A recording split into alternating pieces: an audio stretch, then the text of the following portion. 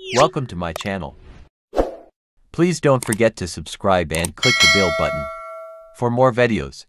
Guys, so ngayon, magandang araw po sa inyong lahat. So ngayon guys, sa video ito, ipapakita ko po sa inyo yung ginawa kong single double deck. So guys, ang video ito ay para doon sa nag-request sa akin na yung ginawa ko nung nakaraan ay walang sukat. Idol, para to sa'yo, para kahit papano, meron kang kunting matutunan dito, okay? Tingnan mo. So, ang gagawin natin ngayon guys, susukatin ko yung bawat parts ng ginawa natin para malaman nila kung anong sukat ito, okay? Ayan. Ang unahin natin guys, ito yung paa. Ang ginawa nating paa, yung haba niya is 55 inches. Ayan. Lahat po yan guys ay double deck ito, ay pantay-pantay ang paa niya. So pangalawa guys, ang unang sukatin natin, yung butas na galing sa baba. Yan. Yung para sa bayanan sa pinaka natin guys, sa baba, ito ay 9 inches. 9 inches yung sukat dito guys. Ito yung sa first yan. 9 inches. Tapos guys, sa pangalawang side kasi double deck na ito naman yung 45 inches. Itong sa taas guys, so ito ay kung gusto nyo naman yan maglagay, kung hindi okay lang naman, ito ay para sa guide nya para hindi malaglag yung makiga sa taas. So, pangalawang sukatin natin guys dito sa kanyang sa arm nya. So ang putol natin ito guys, kasi single ito, ay 32 inches. Yan guys, pumutol tayo ng 32 inches. So nasa sa inyo na rin yan guys, ang yung pagbutas dito kung anong sukat ang gusto nyo, no? Pero sukatin pa rin natin para mas maganda. Yan guys, so yung butas natin sa taas, yan 54 inches dito sa arm, 54 inches. At dito naman guys sa baba, yung sa arm natin ay 13 inches yung sa baba, yung sa arm natin yan guys ha.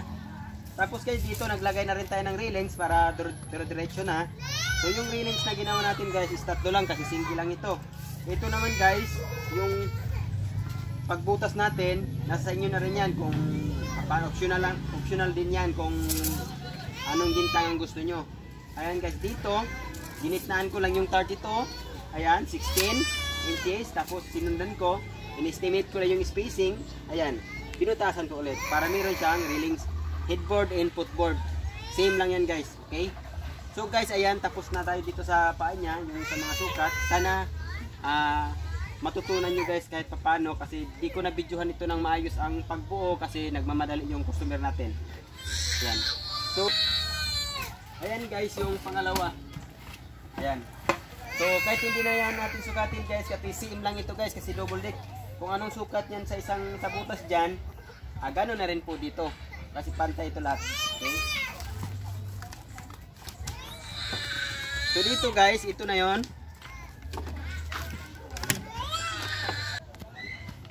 So guys, yung pangalawa guys, ito na yung pinaka-frame natin, yung first floor and second floor.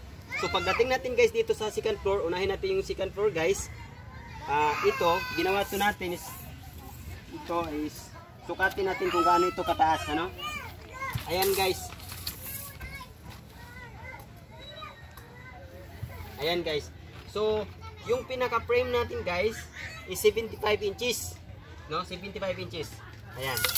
So, bali yung sukat nito guys sa lapad is 32 kasi single lang ito guys. Ayan 32. So, yung pagputol din natin ito guys kung single is 32. Ayan. 32 yan guys yung sukat ng lapad niya. Ayan. Dito naman guys, paglagay nito mga bridging, no? Itong lagayan natin ng sahig, gitnaan nyo lang rin guys. Ayan. So 75 is ibig sabihin yung pinakagitna niya is 37.5 inches. So kayo na rin ang bahala kung ilang spacing gusto nyo papunta doon. Pero yung nilagay ko dyan guys, pagdating sa gitna, kumuha lang ako ng 10 inches. Bawat space niyan guys, 10 inches yan. Ayan. Tapos dito guys sa dulo, pikit rin pa doon, diri. ipadool mo pag nagsuot. Dito guys sa dulo, ginawan ko itong sa layang-layang niya guys, itong binutasan natin para sa side is 2 inches. So papasok pa rin yung pagbawas natin. Pasensya na guys, nahirapan ako magtagalog. Ayan. So ito guys, so siguro nakuha nyo na yung ibang ipapakita ko sa inyo.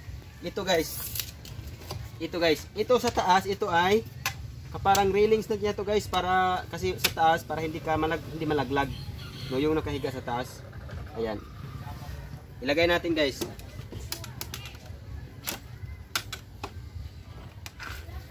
Ayan.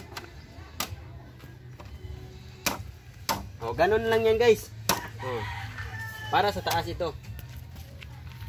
Ayan. So, ato bang list natin.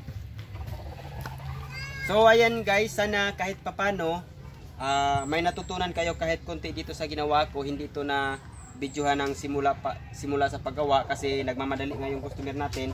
Kaya ito lang yung ginawa ko. Idol, sa nagtanong sa akin na dapat may sugat, ang video ito ay para sa'yo.